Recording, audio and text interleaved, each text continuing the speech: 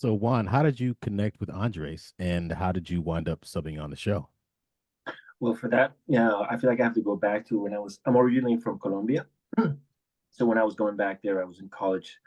There was a kind of well-known jazz pianist who has been living in New York for a long time. His name is Hector Martignon.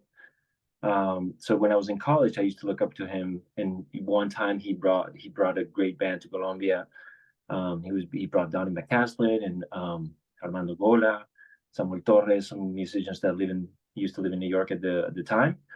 So when I moved to New York, I was the Drummers Collective, and I connected with Hector. He was part of the faculty for the rhythm sections, and eventually I just went and started to see him play.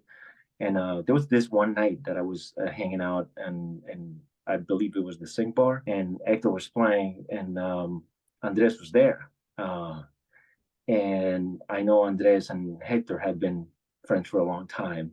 And then Hector and I got to be friends a little bit, and he introduced me to Andres. And of course, when I saw Andres for the first time, I was like, he seems familiar. And I remember seeing like the modern drummer back home in Colombia before I moved to the US, and it was his face and in the heights and all that.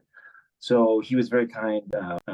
We exchanged phone numbers, and not too long after that, my ex-wife was in auditions, final auditions for the show for Hamilton. She is an actress, and I decided to, I texted him. I was coming from another gig, and I was like, I just saw the show. It was amazing. I just happened to be here. If you're here, that would.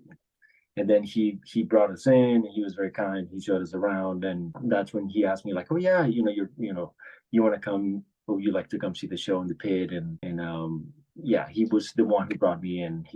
That was basically it. And he asked me later to like run the book, and he, of course, he was. I had to like come in and play for him before I went in to play for the first show.